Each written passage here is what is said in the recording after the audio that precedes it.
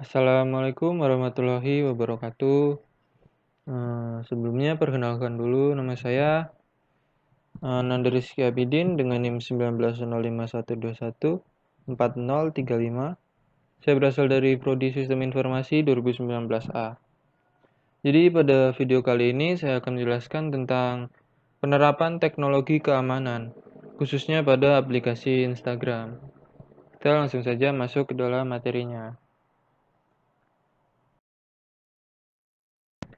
Nah, ini Instagram. Instagram itu apa sih? Instagram itu adalah sebuah aplikasi berbagi foto dan video yang memungkinkan pengguna mengambil foto, mengambil video, menerapkan filter digital, dan juga membagikannya ke berbagai layanan jejaring sosial, termasuk milik Instagram itu sendiri. Nah, di sini ada kegunaan Instagram. Kegunaannya itu sama halnya seperti dengan aplikasi media sosial lainnya. Kita dapat menemukan banyak teman di Instagram dengan menggunakan istilah follow. Dengan begitu, maka banyak pengikut, maka banyak juga teman yang kita miliki. Selain itu, interaksi dapat dilakukan dengan suka atau komentar bersama ke postingan atau teman-teman yang kita follow tersebut. Lalu kita juga dapat menggunakan pesan langsung atau DM. Juga ada Insta Story yang paling populer saat ini di dalam bentuk berbagi kegiatan langsung atau juga video langsung. Nah, menurut data yang dirilis Napoleon Chat pada periode Januari sampai Mei 2020, pengguna Instagram di Indonesia ini tuh mencapai angka 69,2 juta pengguna. 69,2 juta pengguna yang cukup sangat banyak dan digunakan untuk berbagi foto dan video, komentar, like, explore, Instagram Story, dan juga IGTV. Kita lanjut. Nah, di sini ada sejarah dari Instagram itu. Saya akan menjelaskan secara singkat sejarah dari Instagram ini yang dimulai pada tahun 2010, di mana awalnya aplikasi Instagram ini masih bernama Burp yang didirikan oleh sebuah perusahaan bernama Burp Inc. dan dipimpin pada 2010 ini oleh dua CEO yang bernama Mike Krieger dan Kevin Systrom. Lalu lanjut ke pada tahun 2012 ini akhirnya perusahaan Facebook ini secara resmi mengambil alih manajemen Instagram tersebut. Lalu di 2016 ini setelah cukup lama logo Instagram ini telah diubah dan disajikan kepada publik dengan penampilan yang lebih dengan gaya yang elegan dan yang kita bisa lihat pada saat ini.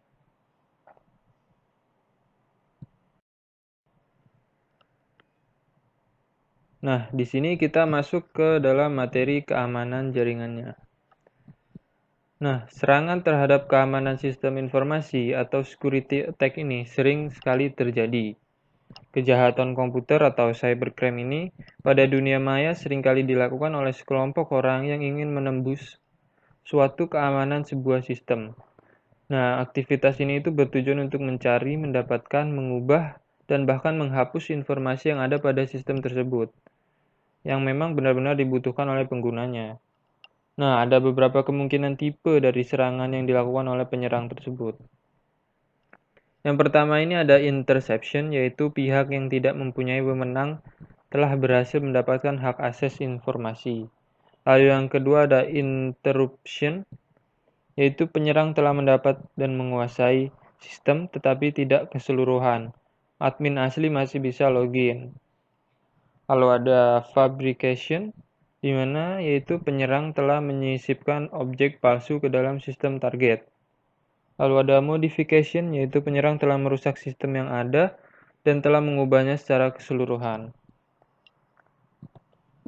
Lalu di sini ada menurut David Ikoff, dilihat dari lubang keamanan tersebut pada suatu sistem, itu terdapat 4 klasifikasi ancaman. Langsung kita lihat saja. Nah, ancaman yang pertama itu adalah ancaman fisik, di mana suatu keamanan yang meliputi seluruh sistem beserta peralatannya. yang digunakan. Biasanya seorang penyerang akan melakukan wiretapping atau proses pengawasan dan penyadapan untuk mendapatkan password agar bisa memiliki hak akses. Dan jika gagal, maka DOS atau Denial of Service akan menjadi pilihan sehingga semua service yang digunakan oleh komputer tidak dapat bekerja. Sedangkan cara kerja DOS ini biasanya mematikan servis apa saja yang sedang aktif atau membanjiri jaringan tersebut dengan pesan-pesan yang sangat banyak jumlahnya. Secara sederhana ini, DOS memanfaatkan celah lubang keamanan pada protokol TCP/IP-nya dengan dikenal sebagai SYN float, yaitu sistem target yang dituju akan dibanjiri oleh permintaan yang sangat banyak jumlahnya, sehingga akses menjadi sangat sibuk. Lalu kita lanjut. Keamanan data dan media. Pada keamanan ini, penyerang akan memanfaatkan kelemahan yang ada pada software yang digunakan untuk mengolah datanya. Biasanya penyerang akan menyisipkan virus pada komputer target melalui attachment pada email. Cara lainnya adalah dengan memasang backdoor atau Trojan horse pada sistem target tersebut. Tujuannya untuk mendapatkan dan mengumpulkan informasi berupa password administrator, dan password tersebut nantinya akan digunakan untuk masuk pada akun administratornya. Dari pihak luar, di mana di sini memanfaatkan faktor kelemahan atau kebocoran dari orang yang sangat berpengaruh atau orang yang memiliki hak akses tersebut. Nah, salah satu tindakan yang diambil oleh seorang hacker maupun cracker untuk dapat masuk pada sistem yang menjadi targetnya itu adalah dengan cara tersebut.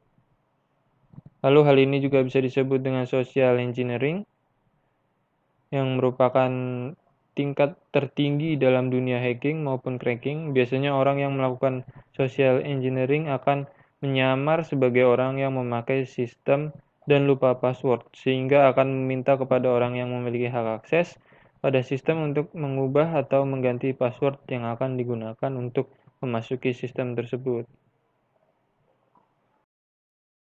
Keempat ini ada keamanan dalam operasi. Ini merupakan salah satu prosedur untuk mengatur segala sesuatu yang berhubungan dengan sistem keamanan pasca serangan. Dengan demikian, sistem tersebut dapat berjalan baik atau menjadi normal kembali. Biasanya para penyerang akan menghapus seluruh login yang tertinggal pada sistem target atau disebut dengan log cleaning setelah melakukan serangan tersebut. Nah, kita berbicara keamanan jaringan tadi. Sekarang kita masuk ke dalam keamanan di Instagram tersebut. Nah, guna memastikan platform Instagram ini bersih dari hal-hal yang melanggar aturan dan mengganggu kenyamanan para penggunanya, Instagram telah merilis beberapa fitur keamanan, baik untuk melindungi diri kita sendiri maupun pengguna yang lainnya. Nah, di Instagram ini kita dapat melindungi privasi kita. Karena kita ini memiliki kendali terhadap apa yang ingin kita bagikan di Instagram. Nah, kita juga dapat membuat akun kita ini menjadi private, sehingga kita dapat mengatur siapa saja yang bisa mengikuti kita di Instagram. Dan tentu saja kita bisa menghapus pengikut kita yang mencurigakan kapan saja. Lalu kita juga bisa menonaktifkan status aktivitas agar orang tidak dapat melihat bahwa kita sedang online. Lalu juga kita bisa membagikan story kita hanya kepada orang-orang tertentu dengan cara kita membuat daftar teman-teman terdekat kita dan membagikan atau mempostingnya hanya dengan orang-orang tersebut saja. Tidak untuk publik luar. Nah, untuk membuat daftarnya ini kita harus mengunjungi profil Instagram yang ada dan mengklik pilihan teman terdekat di bagian menu tersebut. Nah, selain itu juga ada teknologi keamanan yang ada di Instagram ini. Yang pasti yang pertama itu tentu saja kata sandi, lalu ada email, lalu ada autentifikasi 2 faktor, dan ada login activity. Kita mulai dari hal dasar seperti kata sandi. Kata sandi ini adalah kunci atau perlindungan utama dari setiap akun. Semua akun pasti memiliki kata sandinya. Lalu beberapa laporan mengenai aksi peretasan juga ini menyebutkan bahwa korban ini menggunakan kata sandi yang lemah, sehingga mudah ditebak. Lalu untuk membuat kata sandi yang kuat ini, kita bisa menggunakan sesuatu yang bukan hanya kita sendiri yang tahu. Misalnya dalam penulisan kata sandi tersebut, kita buat dengan penulisan yang unik, misalnya menggunakan kombinasi huruf kapital dan juga angka atau yang lainnya. Lalu ada email. Tentu saja dalam media sosial ini termasuk Instagram selalu terhubung dengan akun email utama. Nah, jadi akun email yang kita gunakan ini sama pentingnya dengan akun Instagram kita. Jangan sampai akun email ini jatuh ke tangan orang lain atau peretas, karena semua aplikasi yang menggunakan akun tersebut akan menjadi ancaman. Lalu ada autentifikasi dua faktor. Fitur two-factor authentication ini adalah keamanan berlapis dalam proses login atau masuk ke dalam akun kita. Jadi setiap proses login kita ini berlangsung, maka layanan Instagram akan mengirim konfirmasi ke nomor kontak atau alamat email kita yang kita masukkan di dalam proses login tersebut, sehingga akan terjamin bahwa yang login itu adalah kita. Lalu ada login activity ini, Instagram ini tidak hanya bisa diakses melalui smartphone saja, mereka juga bisa diakses dari perangkat-perangkat lainnya, misalnya laptop atau komputer. Nah, kedua perangkat ini adalah perangkat yang bisa digunakan secara bersamaan. Lalu setiap aktivitas login ini kita akan tercatat di dalam aplikasi Instagram tersebut dan kita bisa melihat lokasi serta perangkat apa saja yang sedang menjalankan atau terhubung dengan aplikasi Instagram kita, sehingga kita akan bisa mengawasi akun kita berada di mana saja atau terhubung dengan perangkat mana. Dan misalnya terdapat perangkat yang mencurigakan, kita bisa logout tersebut dan mengganti password kita.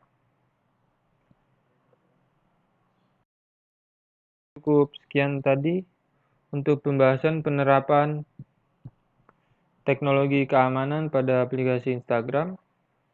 Kurang lebihnya mohon maaf. Assalamualaikum warahmatullahi wabarakatuh.